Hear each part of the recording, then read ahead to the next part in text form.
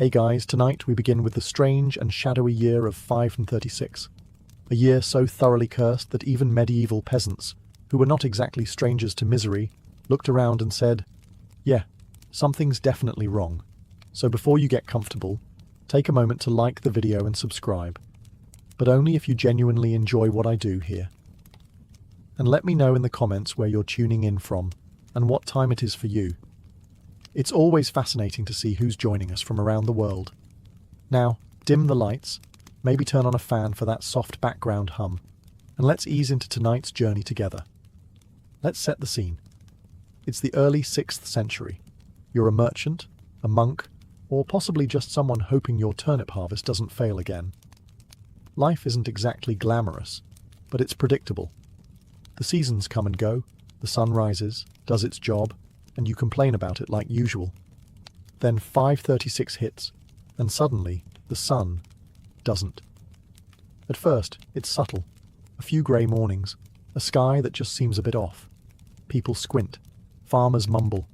Someone makes a joke about the gods oversleeping, but the clouds don't clear. The light stays dim. Days pass. Weeks. The sun continues its half-hearted routine, like it's doing the bare minimum to not get fired. Across Europe and Asia, something is clearly wrong, and not in the rain ruined my toga kind of way. The Byzantine historian Procopius, not known for dramatics, wrote that the sun gave forth its light without brightness. That's historian speak for, this is deeply unsettling and we are all going to die. Other chroniclers describe a dry fog that blanketed the world. Not smoke, not mist, just a weird, lingering greyness that refused to go away. It didn't blow off with the wind. It didn't rain. It just hovered there, like the planet itself was trying to send a vague atmospheric warning and no one was picking up. The result? A year that didn't behave. Crops failed to ripen. Trees stopped growing. Birds migrated in circles. And humans, being humans, tried to explain it. Some said it was divine punishment. Others blamed sorcery, eclipses, or the sins of their neighbours. One guy probably blamed it on a goat. History never wrote his name down, but you know he was there. Meanwhile, the average person, the villager, the farmer, the overworked scribe, just had to live through it. No sun meant colder weather, less food, more confusion, and absolutely no idea how long this cosmic prank was going to last. 536 didn't start with a bang. It started with silence, a weird sky, a creeping sense of dread, and the unmistakable feeling that something was broken. And spoiler, it was just getting started. So, the sun is up, technically, but it's not really participating. It's 536, and across the world, people are looking at the sky like it owes them an explanation. What once was a reliable, bright, mildly judgmental sun has now been replaced with a pale, low-effort disk that looks like it's calling in sick. You'd get more warmth and enthusiasm from a dying candle. Eyewitnesses from Constantinople, China, Mesopotamia, and Ireland all noted the same unsettling thing. Daylight was barely distinguishable from twilight. You'd wake up and assume it was dawn. At noon, you'd assume you'd gone blind. At sunset, well, good luck figuring out when that was. The sun no longer set so much as wandered off quietly, mid-conversation. Contemporary writers describe the sun as bluish and without shadow. Now, if you're wondering what kind of sun casts no shadows, congratulations. You're asking the same question every terrified 6th century human was asking, right before they panic-prayed into their stew bowl. In China, they reported that stars were visible during the day. Let that sink in. You're tending your rice fields, look up and see constellations. That's not weather. That's the sky, soft resetting. And it wasn't just dim, it was also cold. With sunlight filtered out by something mysterious and inconvenient, temperatures dropped. Not in a pleasant hot cocoa kind of way. More in the, your spring crops think it's January and your toes have stopped cooperating kind of way. It's worth noting that the people of 536 had no concept of atmospheric science. They had no clue what a volcano was doing thousands of miles away. All they knew was that the sun had stopped doing its job, And when your crops, warmth, and general will to live rely on that job, it becomes a bit of a crisis. Naturally, people looked for explanations. The religious saw divine punishment. The astrologers blamed ominous planetary alignments. Local leaders probably blamed foreigners, bad omens, and that one guy in the village who always seemed a bit off.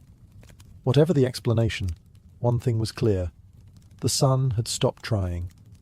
And when the main character of the sky calls it quits, you know things are about to get dramatically worse. At some point in 536, people started realizing it wasn't just the sun being moody. The entire atmosphere had decided to act weird.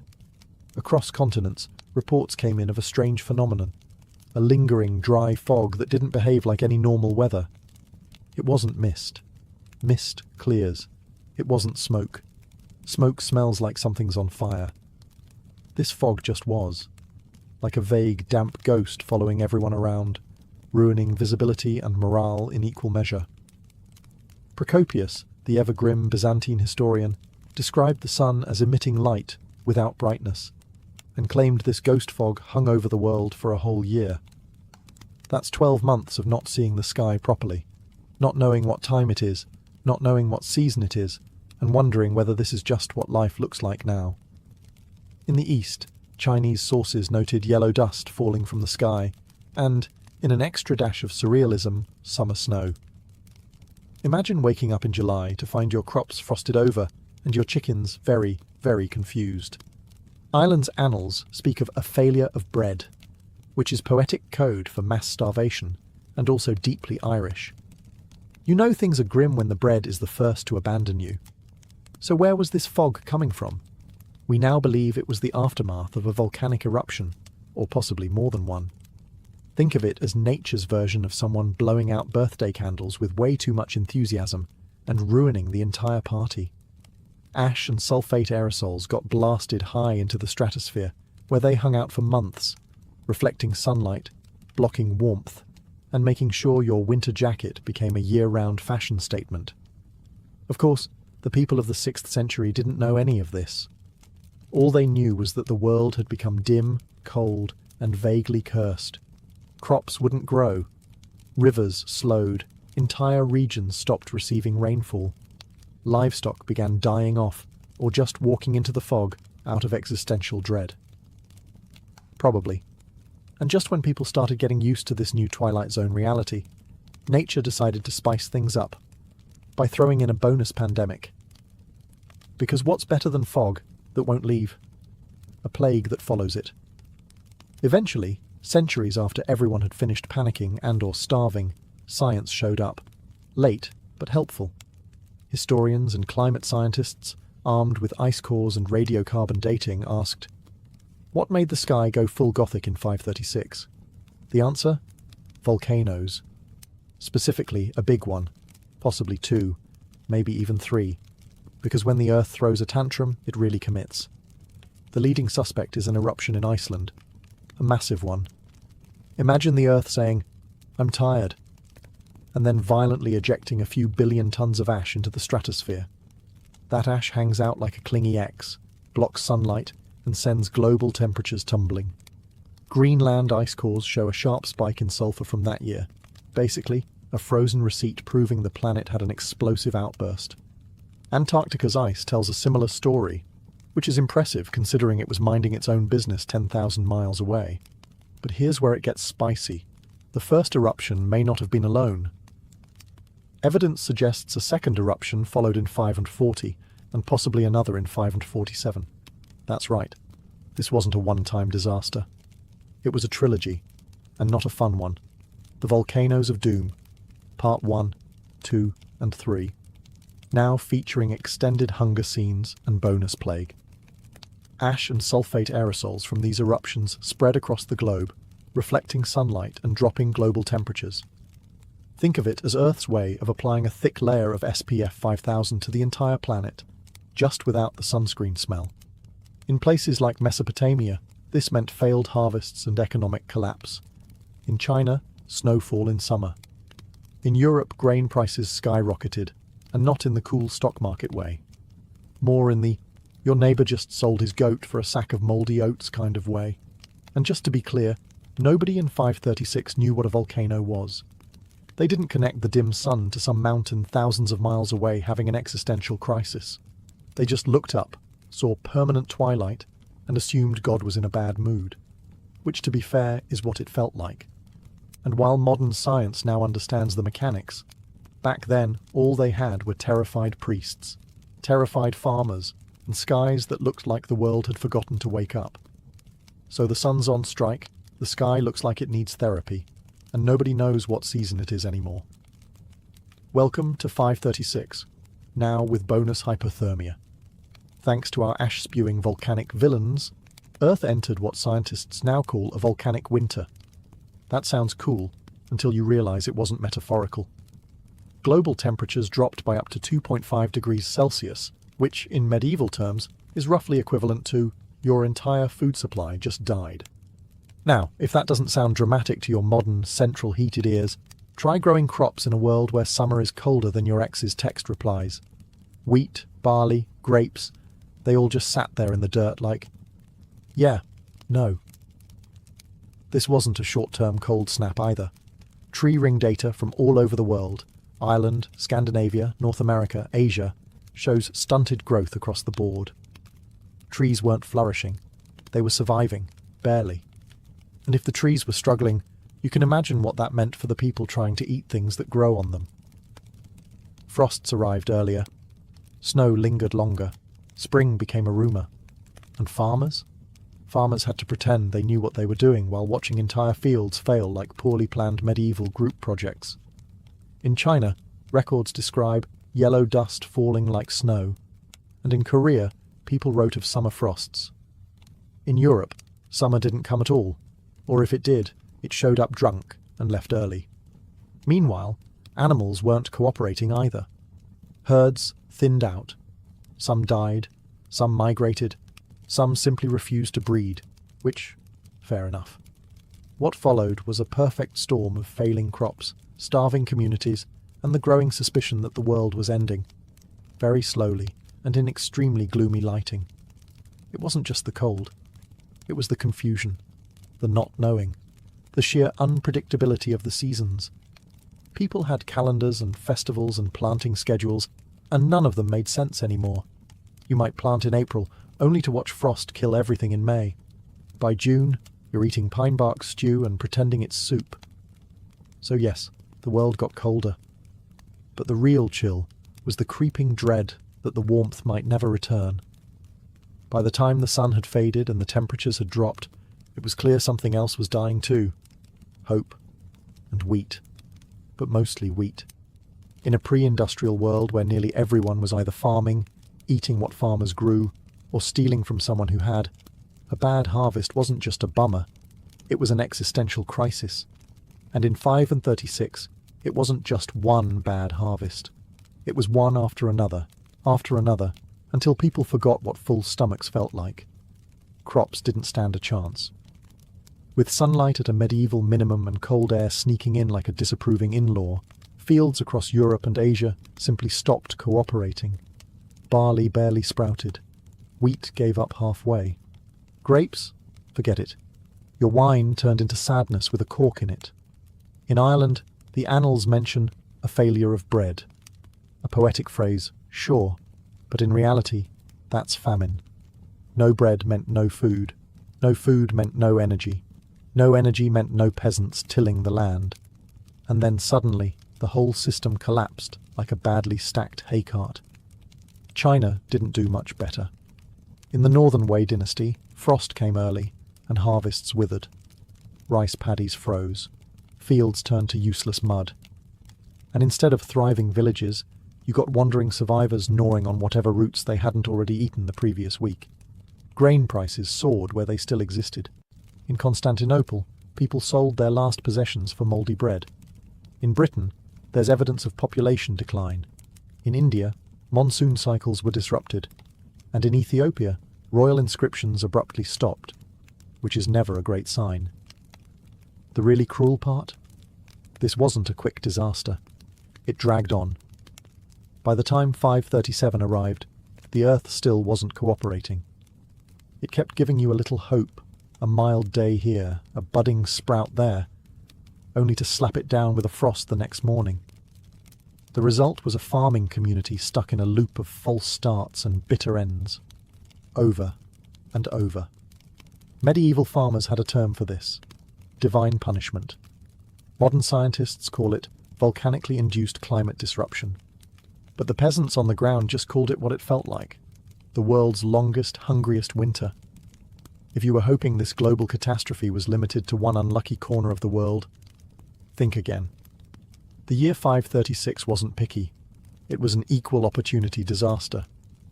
Let's start in China, where things were going fine, until suddenly, summer snow.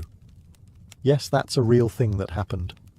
Chinese court records from the Northern Wei dynasty mention freak weather patterns, frost in midsummer, and crop failure on a scale that made people start questioning whether the heavens had simply unsubscribed from Earth.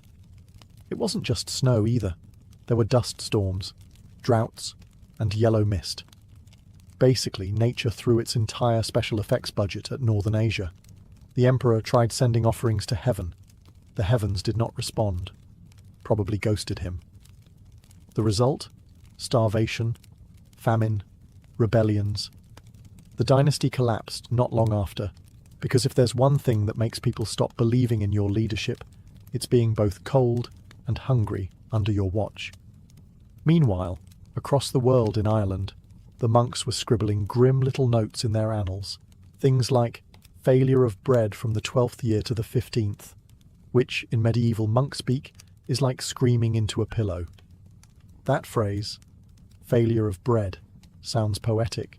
It also means no wheat, no oats, and no porridge, which for the Irish of the time meant they were one bad harvest away from eating moss and whatever didn't run away fast enough. Famine swept through communities. Livestock died or were eaten prematurely. Trade slowed.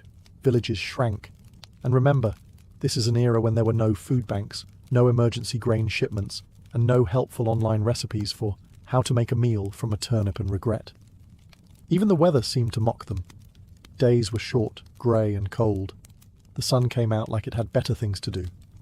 And people began turning once again to religion, superstition, or blaming their neighbours, whichever felt more satisfying that week. This wasn't a regional weather event. It was a global catastrophe dressed as a really long, overcast day. From the mountains of China to the bogs of Ireland, people experienced the same terrifying thought. What if the world doesn't come back from this? While China froze and Ireland starved, Scandinavia just vanished. Not in a dramatic, dragon-riding fireball sort of way. No, this was much more unsettling. Scandinavia didn't go out with a bang. It just slowly dimmed the lights and left the party without saying goodbye. The evidence comes from trees. Specifically, tree rings. Trees are nature's historians, but with better longevity and fewer opinions. And around 536, the trees in Scandinavia stopped growing properly. Narrow rings. No expansion. Total arboreal sulking. You could almost hear them mutter, "Hard pass." This is a sign that temperatures had dropped so drastically, and growing seasons had shortened so severely that not even the pine trees were coping. And these are trees built for northern gloom. Archaeologists also note a disturbing decline in human activity. Settlements go quiet. Farms are abandoned. Burial sites show a drop-off. It's as if entire communities said, "You know what? We're done here," and walked into the woods, possibly to starve, possibly to flee, possibly because even Vikings need a break from existential dread. This happened before the Viking Age officially began, which is important. By the time the Norse started raiding monasteries and terrifying everyone from Ireland to Byzantium, they had already survived one of the worst environmental collapses in history. Some scholars even suggest that the trauma of this period, the famine, the isolation, the population collapse, helped shape Norse culture. That grim, fatalistic worldview, the sagas about cold, cruel gods and long winters that never end. Yeah, that might have been less mythology and more accurate weather reporting from 536. And because the landscape was already unforgiving, the sudden climate catastrophe didn't just hurt, it devastated. Livestock herds would have been culled, food stores emptied, Entire family lines might have ended in a single season. But unlike some parts of the world, the Scandinavians didn't leave behind dramatic chronicles or impassioned complaints. They left silence, and empty spaces where people used to live, which in some ways is worse. It's one thing to read about suffering in a scribe's rant. It's another to dig up a village and realise nobody ever came back. Now, while the sun was ghosting the rest of the planet, let's check in on the Byzantine Empire, specifically its glittering capital, Constantinople. Enter Emperor Justinian the Fern, a man with grand ambitions, a killer legal code, and absolutely no idea he was about to preside over one of the most catastrophic decades in human memory. Before 536, Justinian had been on a roll. He'd codified Roman law into the Corpus Juris Civilis. He'd funded enormous building projects like the Hagia Sophia. He was conquering old Roman territories like someone on a nostalgia tour. Things were going suspiciously well. Then the sky turned grey, the temperature dropped, the food ran out, and the empire that never sleeps got hit with the worst vibes possible. Constantinople, being a city that relied heavily on imported grain, was not amused when harvests failed in Egypt. Bread prices soared. Famine crept into the capital. And because that wasn't bad enough, the darkness in the sky made people wonder if the end times had finally RSVP'd. To make matters worse, Justinian, a man who prided himself on divine favour, now had to explain why God had apparently switched sides. Not ideal for imperial PR. Religious panic spread. Clergy warned of judgment. Some citizens turned to asceticism, others turned to blaming literally everyone else. And Justinian?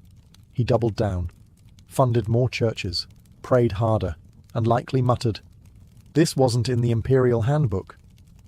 But the hits kept coming, because no climate catastrophe would be complete without a bonus pandemic. In 541, Justinian's empire got walloped by the first recorded outbreak of bubonic plague, the infamous Plague of Justinian. It arrived by ship, as most bad news does, and within a few short years, it wiped out an estimated 25 to 50 million people, about half the empire's population. Justinian himself caught it. He survived somehow, but his body wasn't the same, and neither was his empire. Rebellions broke out. Military campaigns stalled. Bureaucrats died faster than they could be replaced. And all Justinian wanted to do was restore Rome's glory. Instead, he ended up as the emperor who got hit by darkness, famine, plague, and disappointment in that order. As if 536 hadn't already won the gold medal in historical suffering, nature decided to introduce a new player to the misery team: disease. Specifically, the bubonic plague, starring in its terrifying debut performance as the Plague of Justinian. This wasn't your run-of-the-mill sniffles or a medieval case of ate the wrong mushroom. This was a full-blown pandemic, straight from the pages of future nightmares. And it hit at the worst possible time, which, in fairness, was sort of the decade's theme. By the year 541, just as the sun still hadn't fully recovered and everyone was either freezing or starving, or both, the plague casually rolled into Constantinople via grain shipments. Because of course it did. Nothing like a rat-infested cargo hold to really put the cherry on your apocalypse cake. Caused by the bacterium Yersinia pestis, the disease spread rapidly thanks to fleas, rats, and densely packed cities that hadn't exactly invented germ theory yet. Symptoms included fever, vomiting, swollen lymph nodes, and sudden death. The kind of thing that makes you nostalgic for famine. Estimates vary, but the death toll was staggering. 25 to 50 million people across the Byzantine Empire and beyond. That's up to half the population, gone in just a few short years. You couldn't swing a censer without hitting someone already buried. The Emperor Justinian himself caught it and survived, but many of his officials weren't so lucky. Bureaucracy ground to a halt, military campaigns fizzled, and cities emptied faster than a wine barrel at a bishop's banquet. To the average peasant, this wasn't a scientific event. This was God's megaphone, and it was screaming. And given that the sky was still grey and the crops still sucked, people assumed the plague was the final act, the divine mic drop. Mass graves were dug. Priests ran out of prayers. Funeral rites were shortened to something like, "He's dead. Next." What made it worse was the randomness. Some people died in a day. Others survived and watched everyone around them vanish. It wasn't just tragic. It was deeply unfair, even by medieval standards. And just like that, 536's dark legacy had officially gone viral. By now, the world in 536 and the years following wasn't just suffering. It was spiraling. The sun had taken a sabbatical, the crops had filed for bankruptcy, and the plague was treating Europe like an overachieving party crasher. But for the average person, the anonymous peasant, monk, or goat herder, the horror wasn't academic. It was daily survival on hard mode. You wake up and it's still dark. Not poetic fog rolling over the hills dark. More like, is the sun still functioning dark? You shuffle out into the cold, look at your field of wilted barley, and remember that dinner last night was half a turnip and a vague memory of bread. The livestock aren't doing great either. Chickens stopped laying. Cows are thin. Pigs have become alarmingly valuable and suspiciously scarce.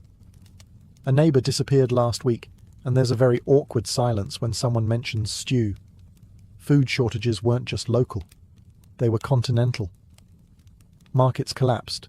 Grain became currency. And if you had a carrot and no children, you were basically a feudal overlord. In Constantinople, prices soared so high, even nobles started to experience the novelty of being hungry. In remote villages, things were worse. Starvation didn't come all at once. It came slowly, cruelly, and with zero interest in fairness.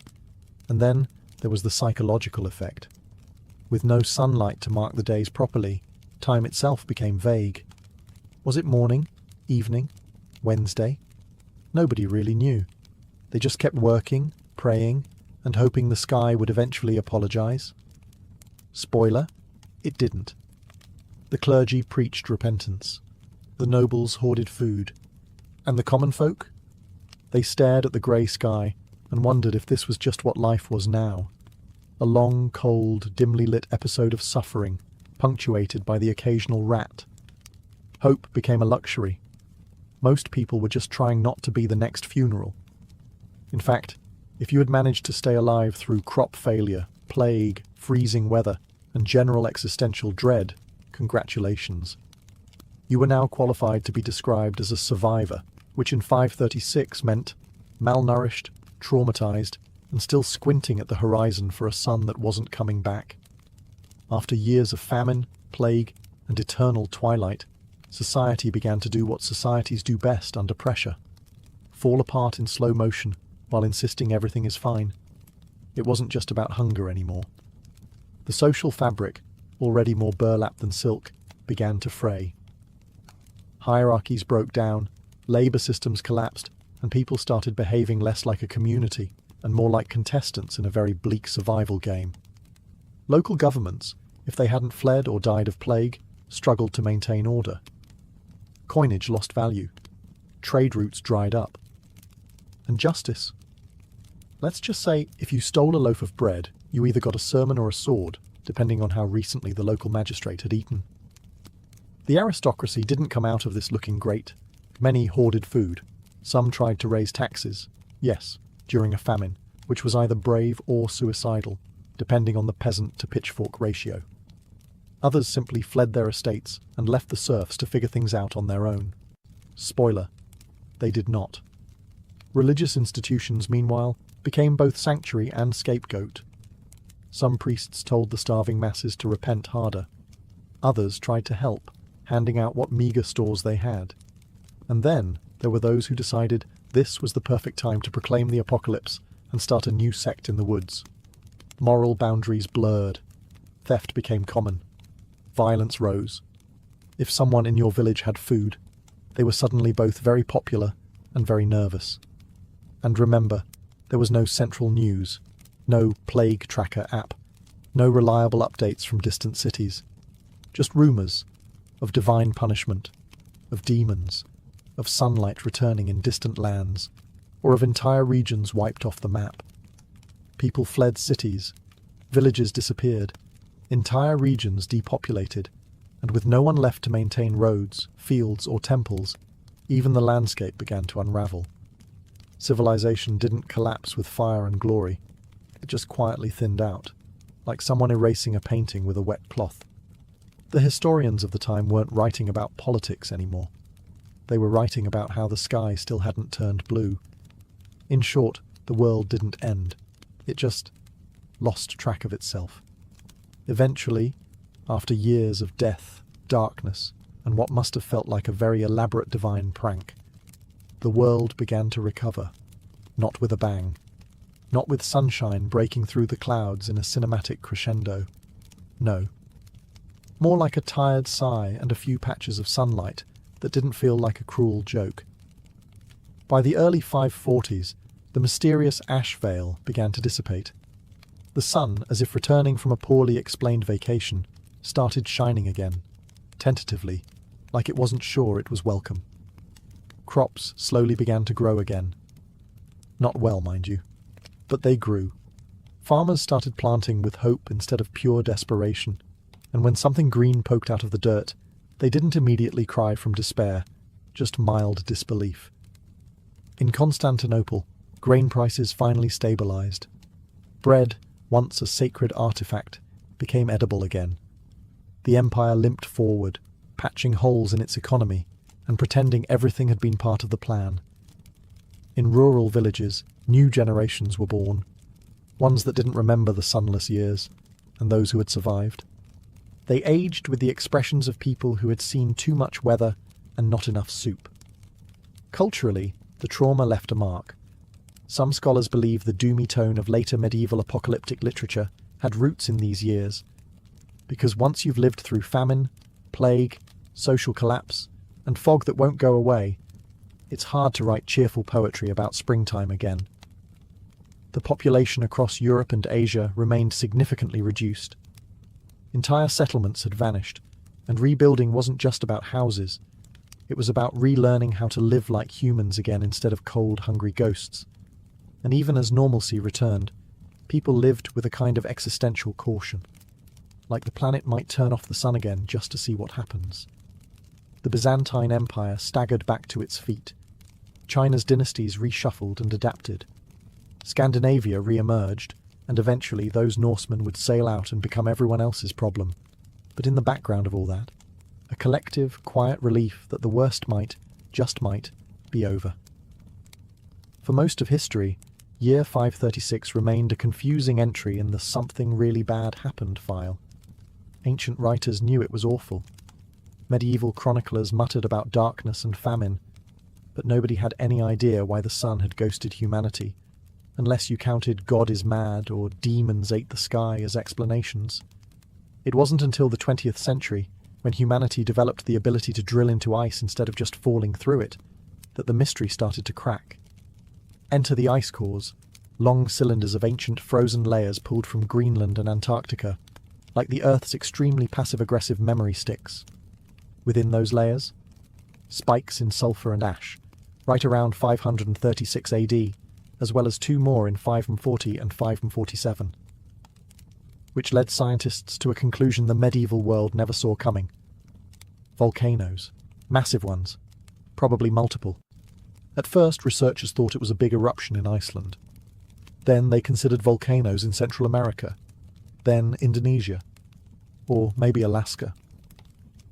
Basically, the planet coughed, and scientists are still arguing about which lung it came from. But the result was the same. Ash blasted into the stratosphere, where it spread across the globe, reflecting sunlight and lowering temperatures for years. Nature's version of dimming the lights and forgetting where the switch is. This insight changed how we understand climate disasters. It wasn't divine punishment. It was geophysics with terrible timing.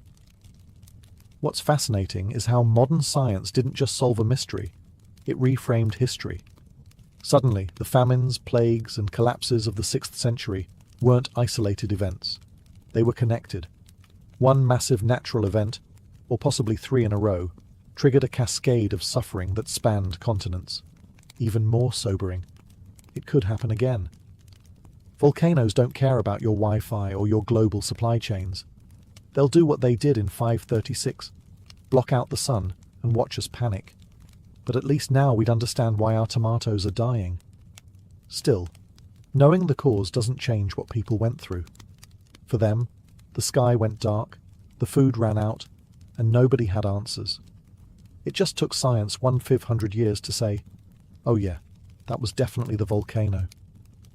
There have been bad years in history, plenty of them. 1347 had the Black Death. 1914 kicked off a world war. 2020, well, let's not open that can of face masks. But 536 AD still holds a special ice-crusted place in the top 10 most unpleasant human experiences list. It wasn't just bad. It was comprehensively miserable. A multi-year disaster combo platter with extra doom on the side. What makes 536 so haunting isn't just the volcanic winter, the famine, the plague, or the population collapse. It's the fact that all these things happened together in a pre-modern world already balancing precariously on mud and superstition. Imagine surviving 1 year of near-permanent twilight, food shortages and existential sermons. Then imagine year 2 shows up with a fresh volcanic eruption and a helpful reminder that you still haven't seen the sun. Then imagine the Black Death's less famous, equally rude cousin knocks on your city gate in year 5 and says, "Hi, I live here now." People back then didn't know what was happening. They had no word for climate disruption, no concept of volcanoes erupting thousands of miles away, and definitely no epidemiology podcasts. All they saw was a world that suddenly stopped making sense. And perhaps that's what really sticks with us. Because even now, with satellites, scientists, and 24/7 news cycles, there's something profoundly unnerving about a year when the sky went out and nobody knew why. It reminds us that nature doesn't need a reason. The planet can, at any time, throw a tantrum powerful enough to send us scrambling back to firewood and guesswork. And yet, people endured. They suffered, starved, buried loved ones, and carried on. Not because they had answers, but because there wasn't really a choice. So yes, 536 was the worst year to be alive, and it lingered, like a cosmic hangover, for decades. But it's also a story of survival. Quiet, stubborn, frost-bitten survival. And maybe that's what makes it so compelling. Because deep down, we all suspect that if the sun went out tomorrow, we'd still argue over bread prices, blame the government, and try to make stew from whatever's left, just like they did. The 12th century didn't start with a bang, but with a whisper of stone blocks being hauled by oxen and chants echoing from dusty construction yards beside crumbling Romanesque churches. Something monumental was stirring. Across France, England, the Holy Roman Empire, and even the distant fringes of Spain, cathedrals began clawing their way up toward heaven. But why? Europe was changing, fast. Cities were growing, trade was rebounding, and the church wanted to show off a bit. It needed to remind everyone who was boss. And what better way to do that than by building the most awe-inspiring, terrifyingly massive buildings anyone had ever seen? These weren't simple upgrades. This was a full-on architectural arms race. Towns competed with each other not through war, but through stone.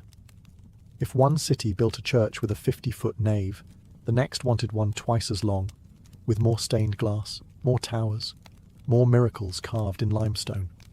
Bishops wanted their legacy in stone. Kings wanted the people to see divine authority in architecture.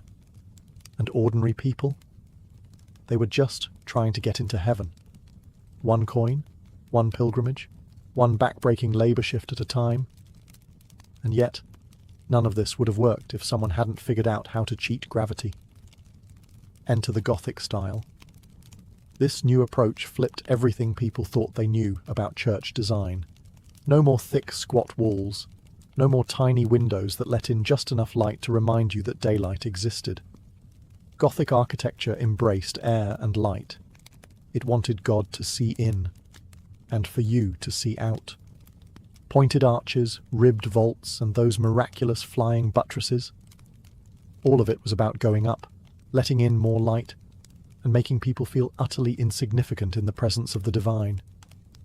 What started with modest experiments at Saint-Denis and Sens would explode into a full-blown phenomenon. For the next 4 centuries, Europe would be locked in a frenzy of stone cutting, scaffold climbing, stained glass assembling madness. And the craziest part? Most of these cathedrals took centuries to build. Entire generations would be born and die before the final spire was added. This wasn't just construction, it was faith made physical, one flying buttress at a time. Behind every cathedral wasn't just divine inspiration, it was an army of dirt-covered geniuses. And at the front of that army? The master mason. Not a priest, not a noble, but a glorified stone nerd with a compass, a chisel, and a death wish. These were the rock stars of the Middle Ages, except they didn't wear leather. They wore linen covered in limestone dust. Master builders weren't just contractors. They were architects, engineers, artists, and sometimes borderline cult leaders. Because when you're asking peasants to haul multi-ton stones 50 feet into the air using ropes and wooden pulleys, you better have charisma, or at least a very convincing floor plan. But here's the twist. Most of these men weren't nobles. They rose through the guild system, beginning as lowly apprentices, sweeping floors and fetching tools. Then they became journeymen, travelling from site to site, cathedral to cathedral, picking up secrets like Pokemon cards. Only after decades of experience, and possibly losing a few toes, would one be trusted with the title of master. And the math, terrifying. Without calculators or modern geometry textbooks, these builders figured out how to distribute weight from ceilings the height of a redwood tree, across vaults, down columns, and out through flying buttresses. If they got it wrong, entire sections could collapse, and often did. There were collapses in Beauvais, in Lincoln, even parts of Cologne. Each disaster became a lesson for the next project. But for every failure, there was a marvel. The precision in places like Reims or Amiens Cathedral is enough to make modern engineers sweat. These men calculated angles by eye, with strings and chalk, creating load-bearing marvels that still stand centuries later. They worked with stonecutters, woodworkers, glaziers, and labourers in what was essentially the most chaotic group project of the century. They didn't just draw blueprints, they commanded entire construction ecosystems. And sometimes they died before their vision was completed, leaving their successor to guess what on earth they were thinking when they sketched that weird triple arch over the nave. Gothic cathedrals weren't just big, they were alive, with stories, symbols, saints, monsters, and morals chiselled into every surface. If you couldn't read Latin, no problem. The stone would preach to you. Let's start with the portals. These weren't doors, they were divine gatekeepers. Imagine walking into church beneath rows of saints, apostles, and the Last Judgment, all staring down at you, carved into arch after arch. Jesus at the centre, serene but judging. Sinners being dragged to hell by demons, right next to merchants and bakers. A subtle message. Pay your tithe, or else. And gargoyles. They weren't just medieval waterspouts. They were theological bouncers, meant to terrify evil spirits and perhaps a few ill-behaved parishioners. Grotesques snarled from rooftops, stretching their stone faces in eternal agony or laughter. Some were demons. Some were hybrids, dogs with human faces, bishops with wings. Every cathedral had a bestiary carved into its skin. Inside, the columns weren't plain cylinders, they were forests of symbolism. Capitals at the tops of pillars held tiny sculpted dramas, Cain killing Abel, drunken Noah flashing his sons, or monks fighting snails, don't ask. The choir stalls were even cheekier. Hidden in the woodwork were carvings of flatulent peasants, lusty monks, and animals doing very unholy things. But it wasn't all jokes and damnation. The stonework was also a Bible in 3D. From the creation to the Passion of Christ, from Old Testament kings to obscure local saints, every inch taught a lesson. These cathedrals were theology textbooks for the illiterate, monumental sermons frozen in limestone. And the artisans? They worked in secret. Most didn't sign their names. Their reward wasn't fame, it was faith, though occasionally one would sneak in a signature. A tiny self-portrait perhaps, or a carved insult aimed at a rival mason 2 levels below. The stone told stories, but also served as propaganda. Kings, bishops, and local patrons often demanded their own faces appear beside saints. Political rivals were turned into demons. Enemies of the church found themselves eternally boiling in bas-relief hells. Step inside a Gothic cathedral and the first thing you'd notice, after your neck started to ache from looking up, was the light. Not just sunlight, but coloured light. Divine light. Light that told stories and made you feel like you'd walked into another world entirely. Welcome to the age of stained glass. In the Gothic mind, light wasn't just illumination, it was theology. God was light. And the cathedral was supposed to be a taste of heaven on earth, so of course it needed windows that glowed with celestial fire. The windows were massive, especially compared to their Romanesque predecessors. And they weren't just decoration, they were epic murals in glass. The rose windows of Chartres and Notre Dame. They're basically round, radiant comic books. You'd see the creation of the world in one panel, Noah's Ark in another, and a full genealogy of Christ squeezed into a kaleidoscope of red and blue. Every pane had meaning. Red stood for blood and martyrdom, blue for the Virgin Mary, gold for divine light, green for rebirth. Each piece was hand-cut, painted with fine lines of iron oxide, then fired in a kiln. The result? Glass that could outlast kingdoms. These weren't solo projects either. Stained glass artists worked in teams. Designers, colorists, painters, glass cutters, all orchestrated like a medieval film studio. And the funding? Often crowdsourced. Local guilds would sponsor entire windows, sometimes sneaking in a self-serving panel at the bottom. This window donated by the fishmongers. May their herring always be fresh. The effect on worshippers? Pure awe. Imagine you're a peasant from a village where your biggest excitement is the yearly pig slaughter.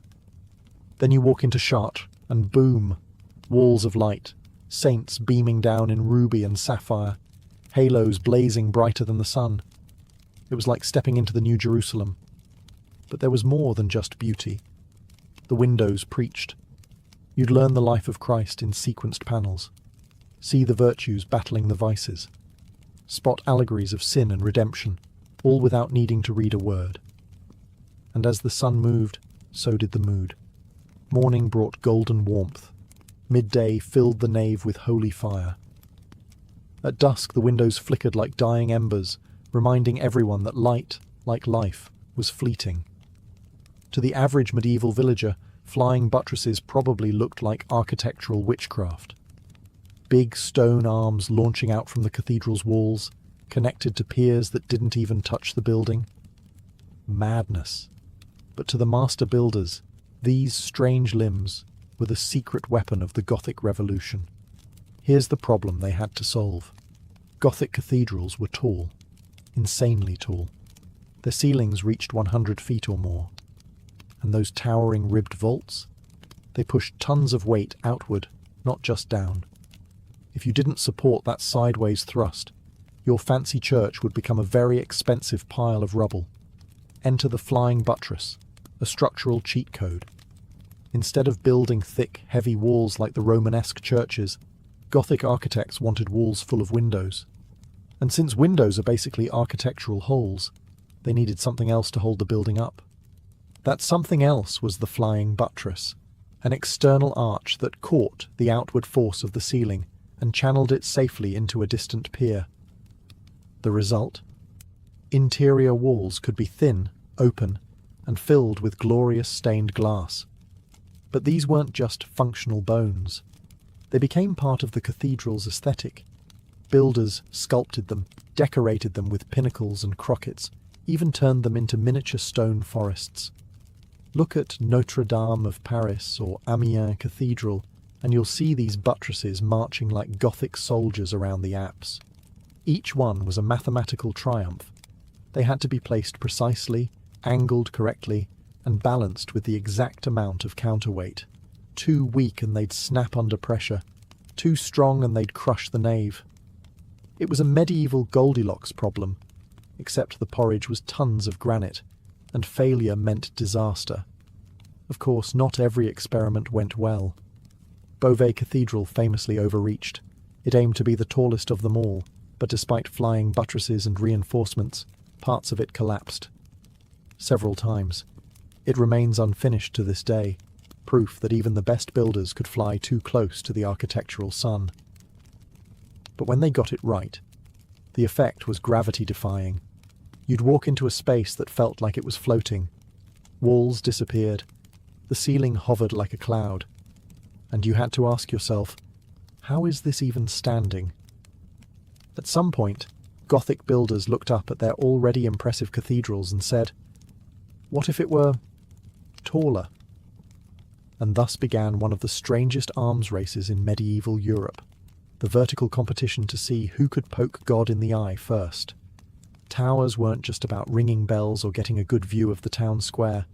They were statements of wealth, of faith, and of raw civic ego. Cities weren't content with modest steeples. They wanted the tallest, the most dazzling, the one pilgrims would talk about long after their feet stopped bleeding. Each cathedral had its own approach. Notre Dame in Paris grew two massive twin towers that loomed like stone guardians over the Seine.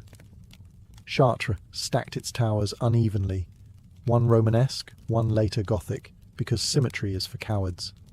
And Cologne Cathedral? It set out to become the tallest structure in the world. Construction began in the 1200s. They didn't finish until the 1880s. That's commitment. Spires came next, the pointed hats of the Gothic world.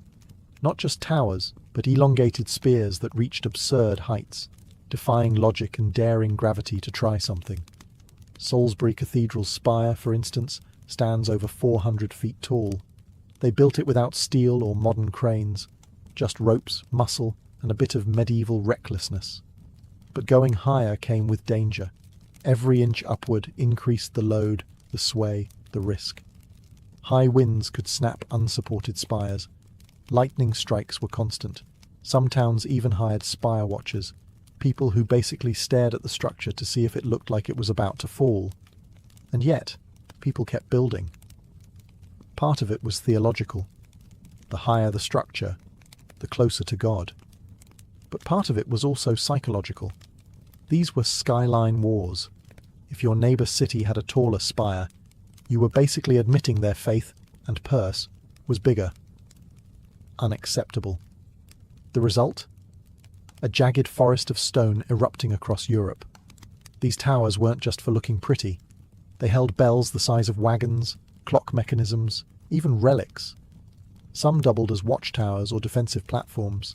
Others just existed to impress, intimidate, or occasionally terrify. Gothic towers didn't whisper heaven. They screamed it. But for all the power and ambition in stone, the real heartbeat of a cathedral lay somewhere else, in the human drama of those who built, worshipped, and sometimes died within them. Beneath every towering cathedral was a foundation of bone, figuratively, and sometimes literally. These monuments to faith weren't built by angels or saints. They were built by muddy-booted, callous-handed humans, stonecutters, carpenters, glaziers, blacksmiths, and a small army of anonymous labourers who got none of the glory and all of the back pain. Let's start with the masons. They weren't just stone stackers. They were craftsmen who turned quarried rock into load-bearing poetry. A master mason might have designed the cathedral, but it was the ordinary journeymen and apprentices who did the carving, chiselling, and hauling. Every block had to fit perfectly, no margin for error. A mistake could mean collapse. Then there were the carpenters. They didn't just build scaffolding, they built machines. Giant treadwheel cranes powered by men walking like hamsters. Movable platforms, precision wood forms for pouring mortar. The wooden framework inside a vault or arch had to be exact, or the whole thing would cave in the second they removed it. No pressure. And let's not forget the mortar mixers, the rope makers, the water haulers, and the guys who had to climb to the very top of a spire to install that one final stone. All for a few coins a week, and the privilege of not dying on the job. Many labourers lived on site, in makeshift villages that grew up around cathedral grounds.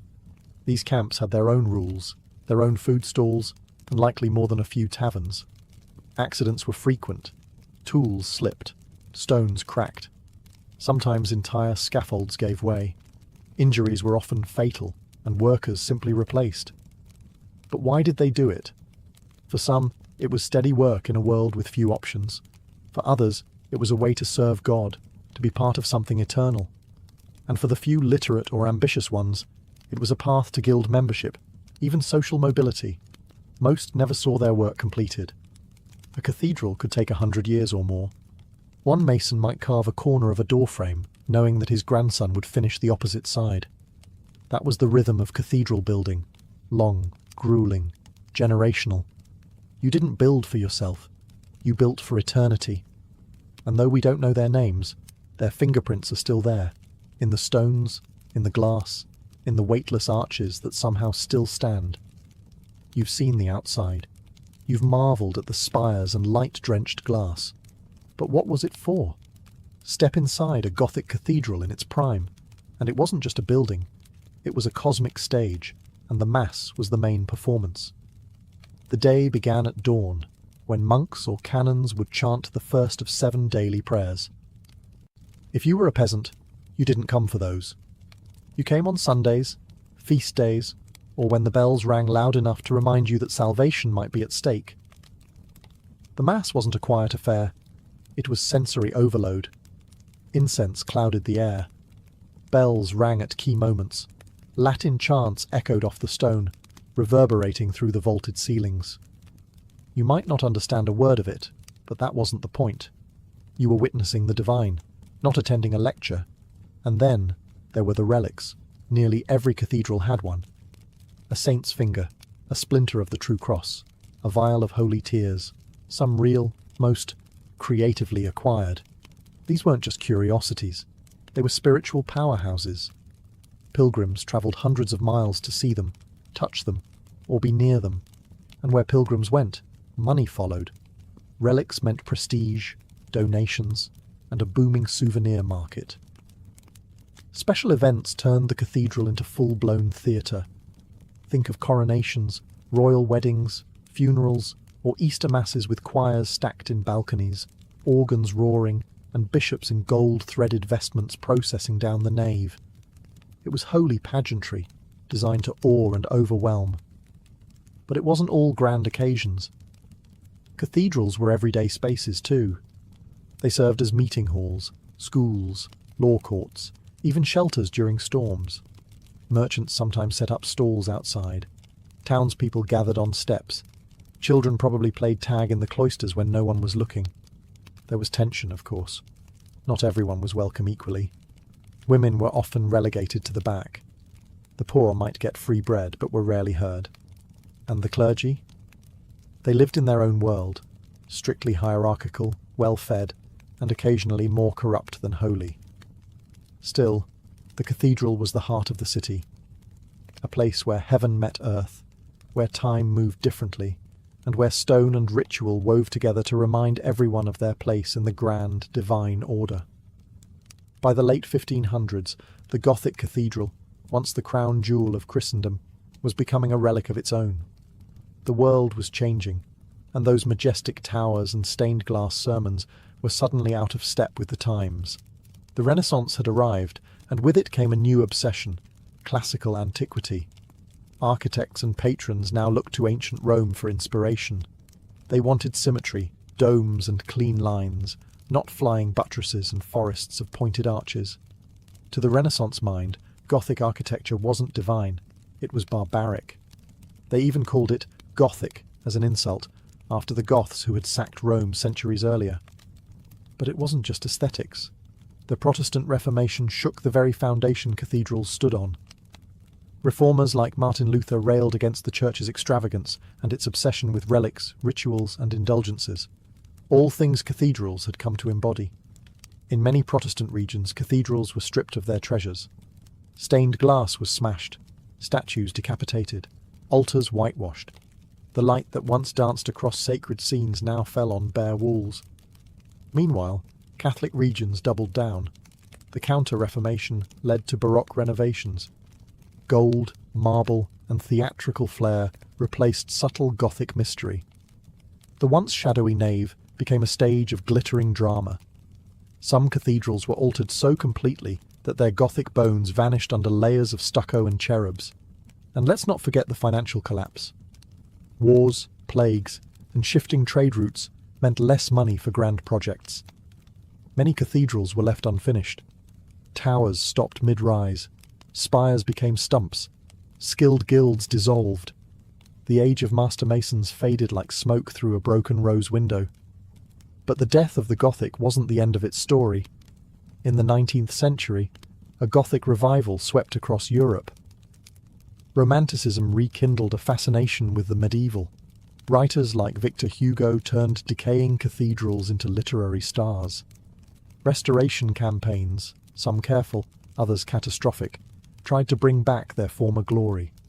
Think Notre Dame before the fire. Think Cologne Cathedral, finally finished after centuries. Today, Gothic cathedrals still stand, some pristine, others battle-scarred. They are monuments not just to faith, but to human ambition, imagination, and the desire to touch the heavens with stone. The Gothic boom may have ended, but its echo still rings through every arch, every shadow, every beam of coloured light.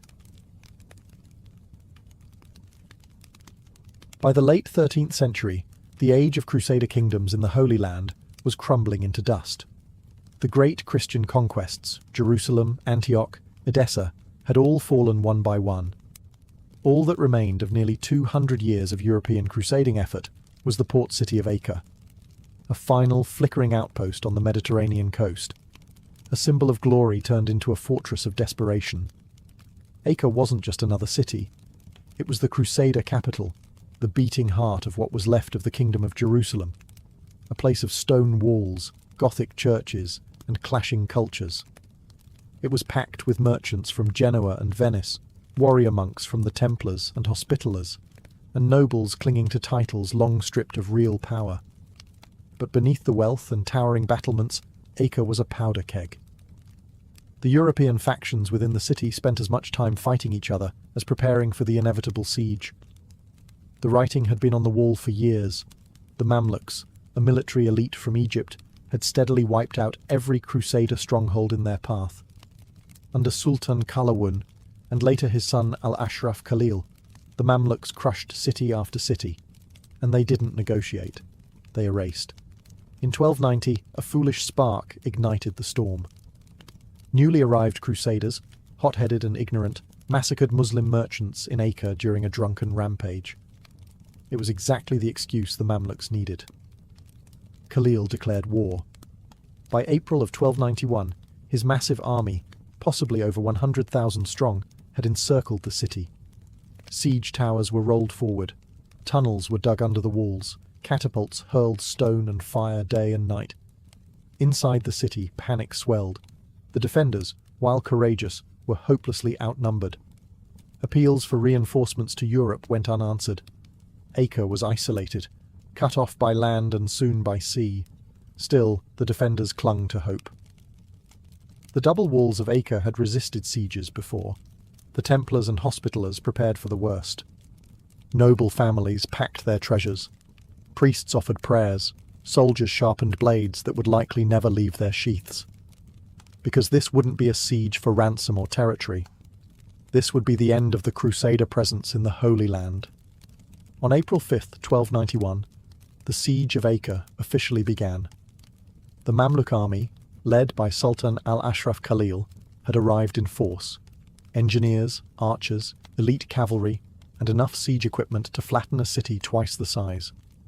They surrounded Acre on all sides, building massive wooden siege towers and digging trenches, while war drums thundered across the plains outside the city's great walls. The sound wasn't just for intimidation. It was a promise. No mercy. Inside Acre, the defenders stared out at a sea of tents and banners. The Mamluks were experienced and disciplined. This wasn't some ragtag force. These were the same warriors who had defeated the Mongols at Ain Jalut, destroyed Antioch, and taken Tripoli. Their track record was clear. When they came, cities burned. The Crusaders responded as best they could. The Templars, Hospitallers, and Teutonic Knights took up their positions on the battlements. Civilians were pressed into carrying water, repairing damage, and building makeshift barricades. Priests walked the walls, offering last rites to men who hadn't even drawn swords yet. But the unity inside the city was a fragile illusion. The Italians, Venetians, Genoese and Pisans bickered over ships and control of the harbour. French and English factions distrusted each other. The King of Jerusalem, Henry II of Cyprus, was technically in command, but he was more figurehead than leader. No single strategy united them. Meanwhile, the Mamluks wasted no time. Their sappers began tunnelling under Acre's outer walls, placing wooden supports and filling the shafts with flammable materials. When lit, these tunnels would collapse the walls from below. Siege engines hurled massive stones day and night, pounding towers, smashing rooftops, and sending splinters of masonry through homes, churches, and courtyards. Each day, more of the city crumbled. Each night, the defenders rebuilt, exhausted and outmatched. Khalil remained methodical. He knew Acre's walls were strong, but not unbreakable. He simply needed time. The defenders, already stretched thin, were trapped in a cycle of panic and false hope. And the psychological warfare was just as brutal. Muslim heralds shouted promises of death if the city didn't surrender. Survivors from previous Mamluk conquests knew those weren't empty threats. Acre was isolated, surrounded, and running out of time. As April turned into May, Acre's walls still stood, but barely. The constant pounding of Mamluk siege engines had reduced towers to rubble, breached outer defences, and left the streets littered with debris. The city's defenders clung to their remaining strongpoints, exhausted and outnumbered, but not yet broken. The Templars and Hospitallers led the charge, literally and figuratively. These weren't green recruits. They were veterans of brutal wars, trained for moments like this. Clad in chainmail, bearing blackened shields and blood-stained tunics, they launched counterattacks from the inner walls and towers, hoping to stall the Mamluk advance. Every sally outside the gate was a gamble. Sometimes they returned with heads, other times not at all. Inside the city, panic was spreading.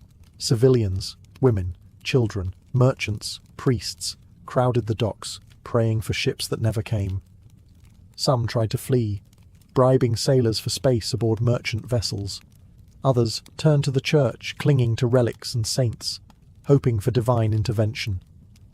King Henry II of Cyprus had fled earlier, leaving behind a fractured command. Coordination among the defenders unravelled. The Genoese blamed the Pisans, who blamed the Templars, who blamed everyone else. It was a city besieged not only by the Mamluks, but by its own dysfunction. Still, there were moments of desperate heroism. One night, the Mamluks breached a small section of the wall near the accursed tower. Expecting a quick slaughter, they poured through, only to be met by a sudden countercharge led by the Hospitallers. In the chaos, swords clashed in torchlight, bodies tumbled into the surf, and for a brief moment, the Crusaders pushed them back. The breach was sealed, temporarily, but these victories were fleeting. Food supplies began to dwindle. Wells were poisoned or destroyed by falling debris. Disease crept through the refugee-packed quarters. Rats fed on the dead in the streets, and morale rotted with them. The defenders were running out of everything: men, weapons, time. Sultan Khalil, meanwhile, remained calm. His engineers dug deeper, his catapults fired higher, and his archers filled the skies with arrows. He was in no rush. He knew Acre's time was measured in days, not weeks, and the final blow was almost ready. The defenders of Acre still prayed for a miracle. On May 18th, 1291, the waiting ended. At dawn, the Mamluks launched their final assault. Siege towers rolled forward. Scaling ladders were raised. Tunnels dug beneath Acre's eastern wall were packed with kindling and set ablaze. The ground trembled as fire devoured the wooden supports, and with a thunderous crack, a massive section of the wall gave way. Stone, dust, and defenders collapsing into the moat below. The horn of battle sounded, and the Mamluks surged through the breach.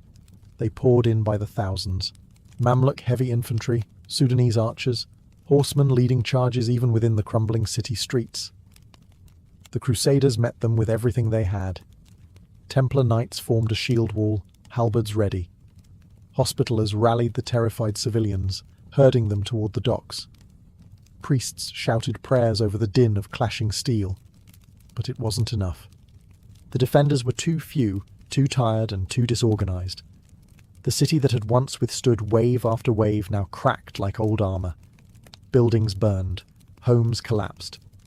The fighting moved from street to street, house to house, tower to tower. Every corner became a battlefield. The Genoese quarter fell first, overrun in hours. The Venetian compound held out longer, fortified like a mini-fortress, but was eventually set aflame. Screams echoed from the alleys as the Mamluks advanced with ruthless precision. Those who resisted were slaughtered. Those who fled were hunted down. One of the last strongholds was the Templar fortress near the harbour. Thick walls, reinforced towers. It had been the final fallback point in case of disaster. Now, it was the last place left. Inside, women and children huddled in cellars, while knights made a final stand on the battlements. From the roof, they could see the city dying. Acre, once the pride of the Crusader kingdoms, now a furnace of smoke and blood. As night fell, the Crusader resistance collapsed. Most surviving knights fell back to the docks, hoping to escape by sea. The harbour became a desperate bottleneck. Families crammed onto overcrowded ships, shouting, crying, some leaping into the water in panic. Only a few vessels made it out before the Mamluks seized control of the port. By the end of the day, Acre was no longer a city. It was a graveyard. As the rest of Acre burned and bled, one bastion still held, the Templar fortress, a massive stone complex near the sea. Its walls had resisted Mamluk sieges before. Now it became the last shelter for hundreds of survivors, knights, women, children, and priests, all crammed into the great halls, praying the walls would hold just one day longer. The fortress was commanded by Peter de Sèvres, the Templar Marshal of Acre. He knew what was coming. He ordered the gates barred, the battlements manned, and the underground passages sealed. The knights stood shoulder to shoulder, some wounded, others barely able to lift their swords. They were not fighting to win. They were fighting to die with purpose. Outside, the Mamluks surrounded the fortress. Sultan Khalil sent envoys to negotiate a surrender.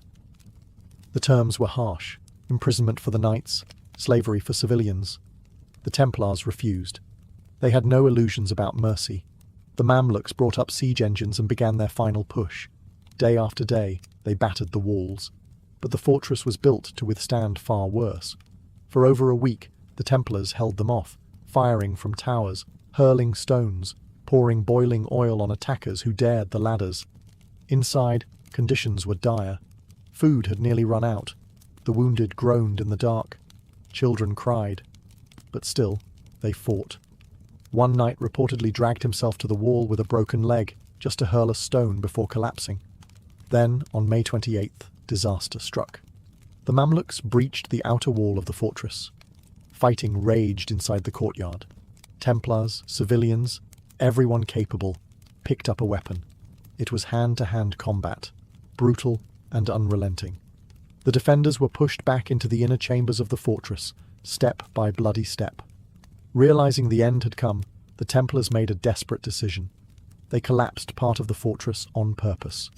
In a final act of defiance, they lured Mamluk troops into the lower chambers and detonated the underground armory. The explosion ripped through the walls, killing attackers and defenders alike in a storm of fire and stone. The fortress fell. But it didn't surrender. The last Crusader stronghold in the Holy Land had gone down not with submission, but with fury. Acre was lost. The dream of Christendom in the east shattered. When the smoke cleared, Acre was no longer a city. What had once been the vibrant capital of the Crusader states, bustling with markets, churches, and foreign embassies, was now a field of ash and corpses. The Mamluks had taken it all, street by street, wall by wall, and they left nothing behind but ruin. Sultan al-Ashraf Khalil didn't just want victory. He wanted erasure. He ordered the complete demolition of the city's fortifications. Every tower, every wall, every stone that had once protected the Crusaders was pulled down or shattered. The harbour was filled with rubble. The churches, some centuries old, were stripped, burned, or turned to mosques.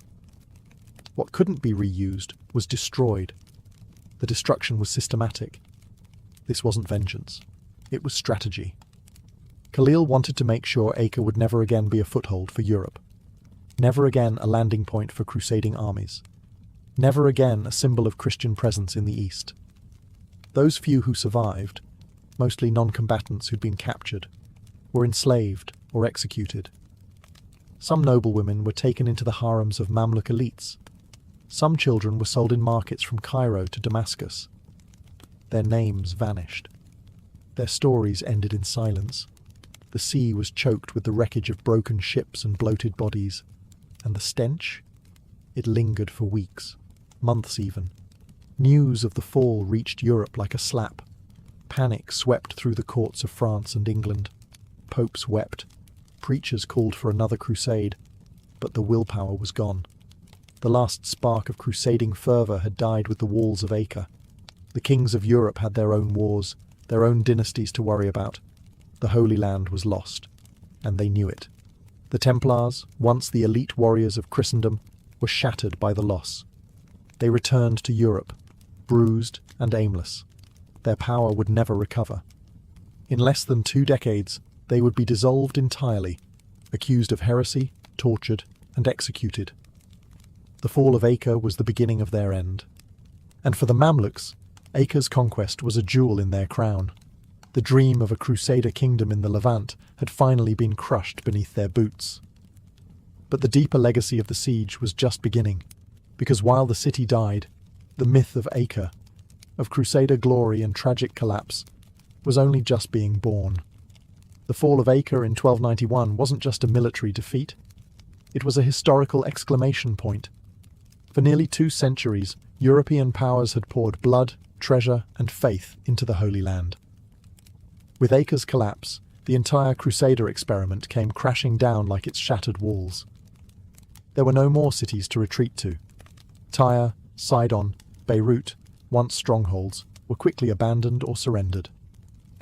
The Crusader states, once mapped in bold colours across Levantine coasts, vanished almost overnight.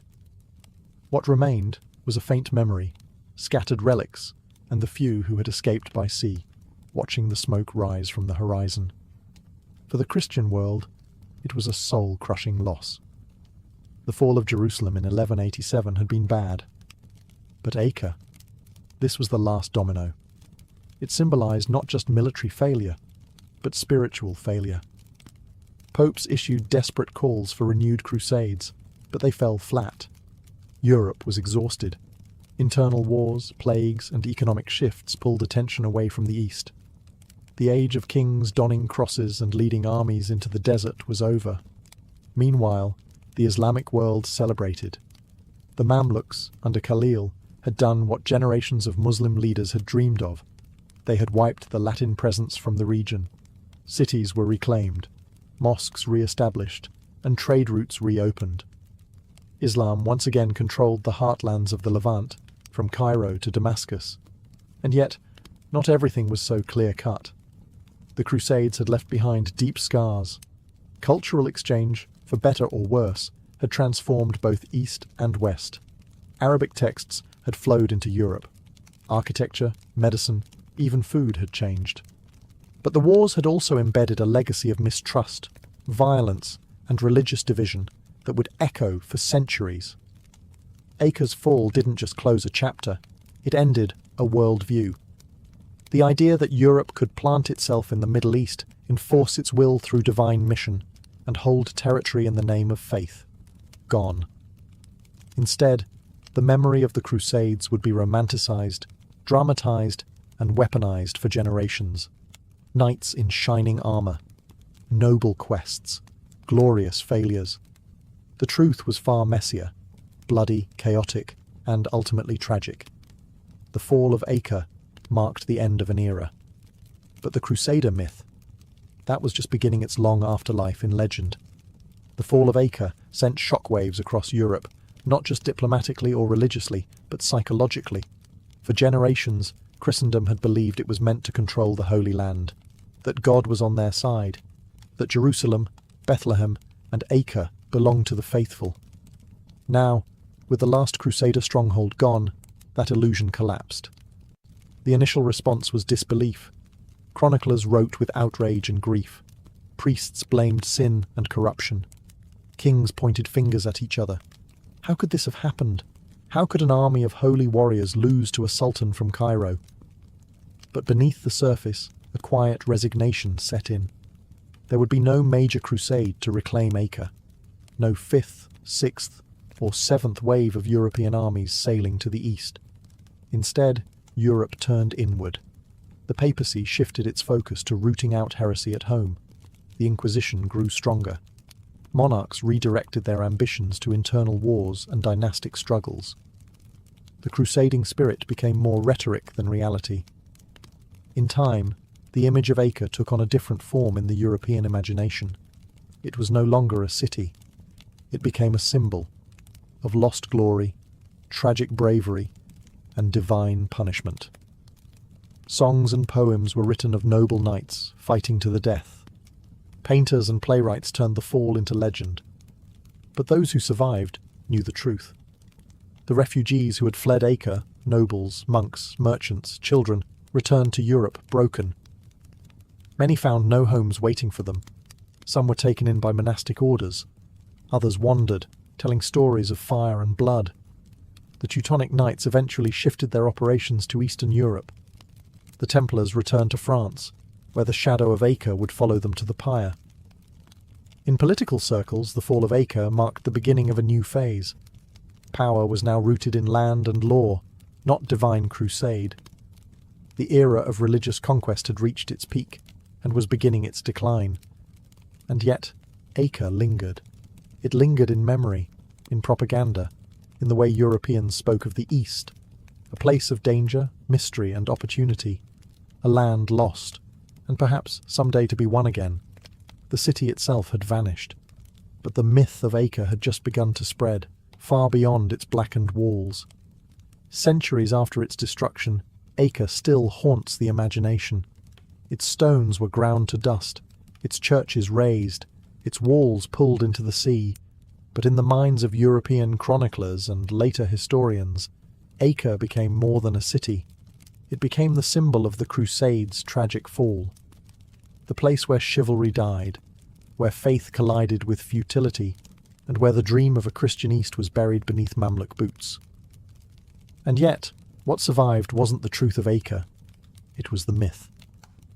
Romanticized in ballads and epic poems, Acre's defenders were remembered not as fractious warlords and disillusioned mercenaries, but as noble knights fighting valiantly to the end. The political chaos, the greed, the internal betrayals, all smoothed over in favor of a more palatable narrative. Martyrdom, heroism, destiny lost. The irony? Those who had actually lived in Acre probably didn't see themselves as part of a grand epic. They were merchants, sailors, cooks, scribes, prostitutes, pilgrims. People living in a complex, multicultural city where Arabic, French, Italian, Greek and Latin mingled in the streets.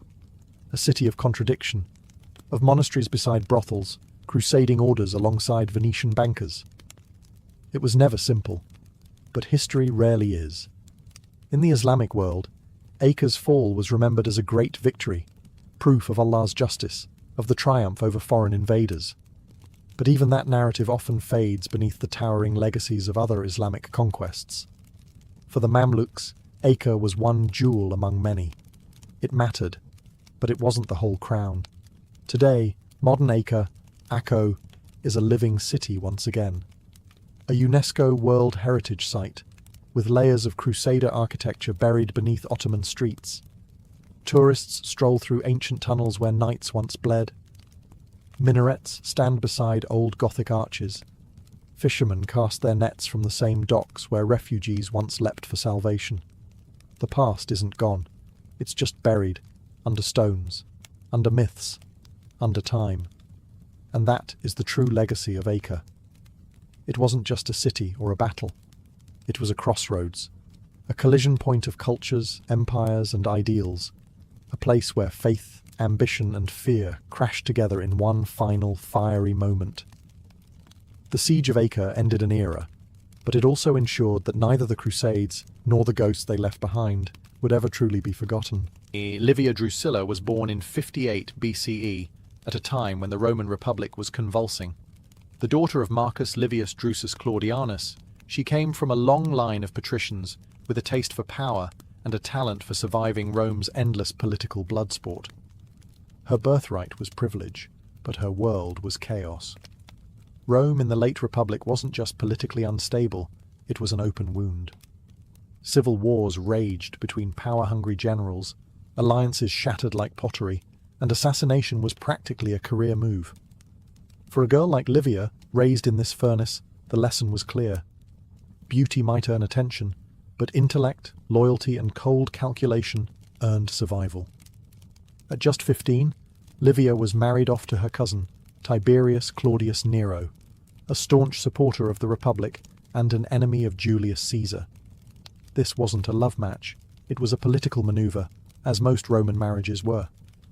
But young Livia quickly adapted to the role of Roman matron, loyal wife, mother-to-be, and quiet observer of the volatile tides around her. When Caesar was assassinated in 44 BCE, the real fireworks began. Civil war returned with a vengeance. Mark Antony and Octavian, Caesar's heir, fought to fill the vacuum. And Livia, she and her husband ended up on the losing side. Pregnant with her second child, she was forced to flee Rome, moving from one temporary refuge to another, while her husband dodged Octavian's wrath. That journey through exile, hardship, and near-constant uncertainty hardened her.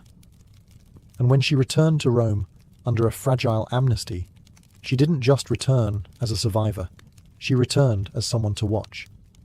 That's when she met Octavian. He was 24, she was 19. Both were married. But when Octavian saw Livia, he saw something more than beauty. He saw an equal. Within months, both divorced their spouses. And in one of the most eyebrow-raising political marriages in Roman history, Octavian married Livia while she was visibly pregnant with her former husband's child. For the rest of her life, she would remain at Octavian's side. And when he became Augustus, the first emperor of Rome, Livia became more than just his wife. She became his advisor, his partner, and, some whispered, his puppeteer. When Livia married Octavian in 38 BCE, the Roman elite choked on their wine. He was a rising political star, soon to become Augustus, Rome's first emperor, and she was a pregnant, recently divorced woman. Scandalous didn't begin to cover it. But Augustus didn't care. And Livia? She knew exactly what she was doing. Unlike his previous wife, Scribonia, whom Augustus dismissed on the day their daughter was born, Livia was no emotional distraction. She was quiet, calculating, and politically shrewd. Augustus didn't just marry a woman, he gained a strategist. From the moment she entered his home, Livia positioned herself not as a decorative partner, but as a co-ruler in all but title. She hosted salons, courted senators, advised her husband on political rivals, and carefully cultivated her image as the ideal Roman matron, dignified, obedient, loyal. But beneath the modest stola and veiled head was a mind sharper than half the Senate combined. Though she never received the title of empress during her lifetime, there was no such formal role. Livia wielded influence from behind the curtain. She was given her own household, her own finances, and even her own bodyguard. That was unheard of for a Roman woman. But Augustus trusted her implicitly, and Livia played the long game. She didn't push for public power. She made herself indispensable instead. When Augustus was away, Livia managed his affairs. When senators plotted, she whispered counterplots. When rivals rose, they often fell, sometimes with suspicious speed. Livia's fingerprints were rarely visible, but her presence loomed behind the scenes like a quiet spectre. And perhaps most important of all, Livia never gave Augustus a son. Their marriage was childless. But rather than fade into irrelevance, she ensured her own son from her first marriage, Tiberius, stayed close to the imperial orbit. Livia wasn't interested in being queen. She wanted to found a dynasty. To outsiders, she appeared passive, graceful, pious. She attended religious ceremonies, praised Augustus in public, and lived modestly in a city obsessed with excess. But those who underestimated her did so at their peril. Because while Augustus consolidated the Roman world with legions and decrees, Livia shaped the empire in silence, with whispers, favours, and quiet erasures. The question is, just how far would she go to protect the dynasty she was building? Rumours, as we'll see, suggest she didn't stop at political advice. For all her public grace and devotion, Livia Drusilla's name has always carried a scent of suspicion, specifically, the sharp, sweet scent of poison. As Rome transitioned from republic to empire, rivals to Augustus fell like dominoes. And though history doesn't record Livia's hand on the cup, it certainly doesn't rule it out. The most infamous accusation: that Livia systematically eliminated anyone who stood between her son, Tiberius, and the imperial throne. Let's look at the body count. Marcellus, Augustus's nephew and early favourite, dead at 19, supposedly of illness. Gaius and Lucius Caesar, Augustus's grandsons and adopted heirs, both dead young, far from home. Agrippa Posthumus, the brutish final grandson, disinherited and mysteriously murdered after Augustus's death. All inconvenient, all removed. And Livia was always near. To her defenders, these deaths were tragic coincidences. Rome was full of disease, and power games were brutal. To her critics, Livia was the Roman Lady Macbeth, working quietly, removing pawns, and setting the board so only her son remained standing. Ancient gossip, especially from writers like Tacitus and Cassius Dio, leaned into this narrative. They painted Livia as cool, cunning, and ruthlessly maternal. They suggested she was the real architect of the imperial succession, not Augustus. In some versions, she even doctored Augustus's will or concealed his death long enough to secure a smooth transfer of power. But it's important to separate smoke from fire. There's no hard evidence Livia poisoned anyone. No confession, no trial. Her alleged victims died far from Rome in ambiguous circumstances. The Roman elite loved a good conspiracy, especially when powerful women were involved. Still, the pattern is convenient. Too many rivals dead. Too many inheritances redirected. Too many murmurs in the dark. Even Augustus, who loved and trusted Livia deeply, once joked that she was more concerned with the empire than with his health. It may have been said in jest, but like most Roman jokes, it carried a dagger underneath. Whether Livia truly slipped poison into cups or simply outmaneuvered her enemies with charm and strategy, the result was the same. One by one, the path to power cleared. And as the years passed, it became undeniable. Livia wasn't just building a dynasty. She was eliminating the competition. Tiberius was no golden boy. He lacked the charm of Marcellus, the popularity of Gaius and Lucius, or the legacy of Julius Caesar. He was awkward, cold, and deeply introverted, a man better suited for brooding alone on a cliff in Rhodes than standing at the head of the Roman Empire. And yet, thanks to Livia, Tiberius became emperor. Livia's mission to elevate her son wasn't easy. Augustus didn't trust him. Tiberius had a military mind but little love for politics.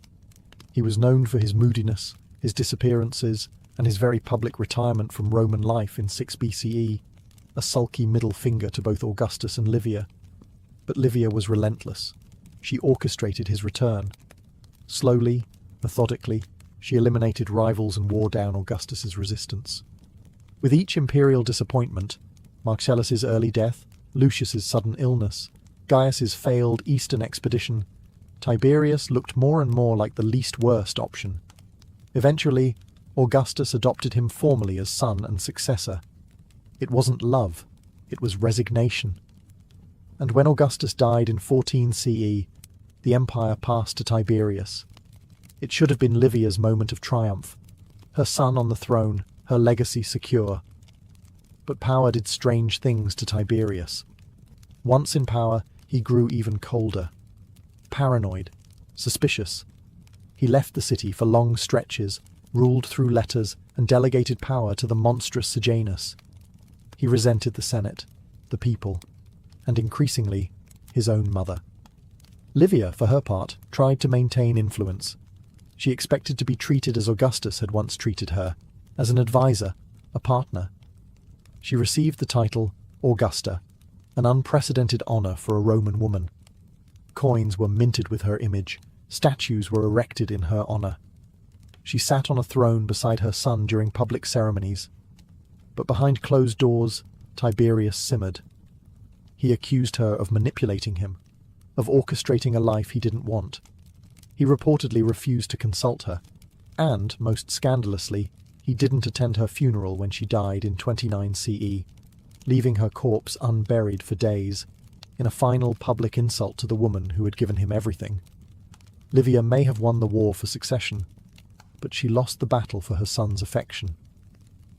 Livia Drusilla understood something most Roman men didn't. Real power didn't always come from the Senate or the battlefield, it came from perception. And so, while Augustus crafted the empire, Livia crafted herself into the ideal Roman woman. Not a queen, not a ruler, but something far more dangerous, a symbol.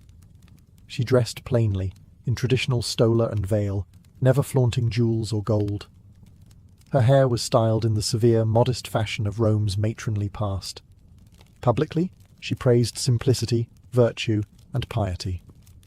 Behind the scenes, she was directing networks of influence, managing estates, arranging marriages, and shaping political futures. But her greatest project was her own image. Livia became the poster woman for Roman values. Statues of her popped up across the empire, not just in Rome, but in provinces where loyalty to the new imperial order needed reinforcing. These weren't statues of goddesses or warriors. They showed her seated, serene, motherly. The message was clear. Rome's new empire was safe in the hands of a wise, moral, and traditional woman. It was a masterclass in soft power. She sponsored public works and religious rituals. She aligned herself with the goddess Ceres and the cult of Vesta, symbols of fertility and domestic order. While Augustus claimed to have found Rome a city of brick and left it a city of marble, Livia made sure that marble included her. Even the coins changed. Some bore her face, something unheard of for a woman. Others referenced her virtues, pietas, concordia, fortuna. Livia wasn't just a matron, she was a moral compass carved in silver. This wasn't vanity, it was insurance. In a male-dominated world where women could be discarded at a whim, Livia embedded herself into Rome's political DNA. She wasn't an accessory to power, she was part of the machine, and Augustus played along. He mentioned her in his will. He left her a third of his fortune. He even adopted her into the Julian family posthumously, giving her the name Julia Augusta. A political move, yes, but also a recognition of her role in building the empire. Through image, through patience, and through ruthless charm, Livia turned herself into something new. A Roman woman too powerful to ignore, too revered to remove, and too intelligent to underestimate. When you look at the mess that was the Julio-Claudian dynasty, madmen, monsters, and megalomaniacs, you'd never guess it was built by a soft-spoken woman in a stola. But Livia Drusilla wasn't just Rome's first lady, she was its dynastic engineer. Her long game began with her own son, Tiberius. She cleared the board for him, but her ambitions didn't stop there. Her grandchildren, great-grandchildren, and stepchildren all were woven into a spider's web of alliances, betrothals, and strategic placements.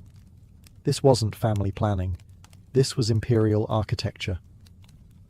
She arranged the marriage between her granddaughter Livilla and Drusus the Younger, her own grandson. Another granddaughter, Julia the Younger, was tied to Lucius Aemilius Paulus, a senator. Every move was a brick laid in the imperial foundation. But Livia wasn't just playing matchmaker. She was reinforcing bloodlines, consolidating loyalty, and keeping potential enemies under her watchful gaze. Even Germanicus, the wildly popular general and adopted son of Tiberius, had Livia's fingerprints on his ascent. He married Agrippina the Elder, Augustus's granddaughter. The union united Julian and Claudian lines, a symbolic and strategic triumph. Of course, dynasties built on politics and paranoia rarely stay clean. Infighting erupted. Accusations of treason, adultery, and ambition flared among the imperial heirs, and many historians believe Livia had a hand in steering or manipulating the chaos. If someone had to be exiled, discredited, or quietly vanished to preserve the dynasty's core, so be it. And the irony? the Julio-Claudian line would spiral into madness. After Tiberius came Caligula, Germanicus's son and one of history's most infamous tyrants. Then came Claudius, her great-nephew and awkwardly her grandson-in-law. Then Nero, who was descended from both Livia's bloodline and her political plans. By the time Nero fiddled while Rome burned, Livia's family tree looked more like a bonfire. But make no mistake, every branch of that tree had been shaped by Livia. She didn't live to see the dynasty crumble, but she built its bones. While Augustus ruled an empire of marble and legions, Livia ruled a quieter empire, one of blood, marriage, and manipulation. Every emperor for the next half-century could trace his legitimacy back to her. In the history of dynasties, she wasn't just a link in the chain, she forged the chain. Livia Drusilla lived long. Too long, if you asked her son Tiberius. She had survived Julius Caesar's assassination, the fall of the Republic, a dozen rival heirs, and the transition into empire. She outlived Augustus, outmaneuvered her enemies, and turned her family into gods. But in her final years, she found herself in an increasingly bitter standoff with the very man she had sacrificed everything to empower, Tiberius. Their relationship was never warm, but as emperor, Tiberius grew colder still. He resented her influence, her lingering presence in court, her continued efforts to advise, and, perhaps, control him. And Livia, having spent decades guiding an empire, was not about to quietly retire to her villa. The court became tense. Tiberius began retreating from Rome altogether, withdrawing to Capri in self-imposed exile. He left governance in the hands of Sejanus, his ambitious and ruthless Praetorian prefect. Livia remained in Rome, surrounded by statues, honours, and the eerie quiet of being revered but no longer needed. When she fell ill in 29 CE, her death was not met with the mourning one might expect for the matriarch of the Julio-Claudian dynasty. Tiberius refused to return to Rome. He didn't attend her funeral. He delayed her deification, denied her public honours, and, most cruelly, left her body unburied for days. For the woman who had shaped an empire, it was a cold and calculated dismissal. Was it petty vengeance? Guilt? Or perhaps a final act of defiance from a son who never asked to be emperor? Historians would later paint Tiberius as a brooding, paranoid ruler, haunted by his mother's legacy. Livia had orchestrated his rise, cleared his path, and ensured his power. But in doing so, she may have crushed whatever warmth existed between them. To Tiberius, her guidance likely felt more like a leash. She died at age 86, having lived through nearly 9 decades of Rome's most transformative years. No other Roman woman had ever wielded such sustained influence or held court at the side of emperors for so long. And yet, her final chapter was marked not by triumph, but by silence. Betrayed not by enemies, but by the very son she had raised to rule. Livia Drusilla died a mortal, but Rome wasn't finished with her yet. Though Tiberius refused to honour her properly in death, the empire she helped shape still remembered. Her grandchildren, especially the Emperor Claudius, her own great-nephew and grandson-in-law, would eventually restore her place in the imperial pantheon. In 42 CE, over a decade after her death, Claudius formally deified Livia. She became Diva Augusta, a state goddess. It was a final cosmic promotion for the woman who had spent her life manipulating power from the shadows. Altars were built, priestesses appointed. Her image joined that of Augustus in temples and ceremonies. In death, she became what no woman before her had ever been, a god sanctioned by the Roman state. But sanctification didn't come with forgiveness. For centuries, Livia's name remained entangled in rumour. Ancient historians, mostly male, were never quite sure what to make of her. Tacitus portrayed her as calculating, cold, a woman who excelled in the arts of her sex. Cassius Dio cast her as an empress in all but name, domineering, manipulative, and possibly responsible for more than a few conveniently timed deaths. Then came Suetonius, with his blend of gossip and history. He didn't say outright that Livia poisoned Augustus, but he certainly let the rumour breathe. And yet, even her critics admitted her brilliance. She lived modestly. She ruled quietly. She never flaunted her influence, never gave a public speech, never took a formal political role. And yet she shaped the fate of Rome more than most men who wore the toga. Modern historians have tried to untangle fact from fantasy. Was she a murderer or just a master strategist? A loyal wife or a political operator? The truth may be all of the above. But her impact is undeniable. Without Livia, there is no Tiberius. Without Tiberius, there is no Julio-Claudian dynasty. Her hand guided the empire's first steps, her lineage ruled its first century, and her myth haunted its historians for 2 millennia. In a city of emperors, conquerors, and demigods, Livia did what no woman had ever done. She ruled Rome from the shadows and ascended to the heavens, not by sword or speech, but by survival. In the end, Livia Drusilla's story isn't just about palaces, poisons, or statues. It's about how one woman navigated the sharpest political landscape in history without ever raising a sword, or even her voice. Rome was a world that excluded women from real power. And yet, somehow, Livia rewrote the rules without ever admitting she held the pen. She never gave a speech in the Senate, never commanded an army, never held an official title during her husband's reign. And yet, for 5 decades, no major decision was made in the empire without her fingers brushing it first. She made herself indispensable to Augustus, not through seduction or softness, but through loyalty, intelligence, and absolute control over her image. In a culture that worshipped modesty in women, she became the living embodiment of Roman virtue.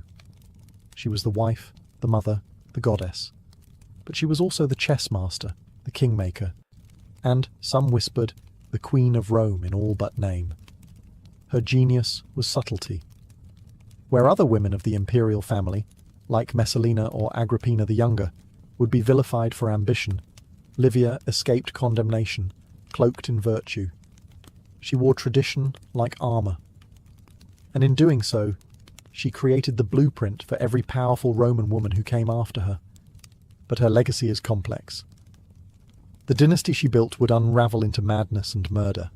Her descendants included emperors like Caligula and Nero, men whose excesses would stain the very name she had worked so hard to elevate. And her own relationship with Tiberius ended not in triumph, but in silence and coldness. Power came at a cost.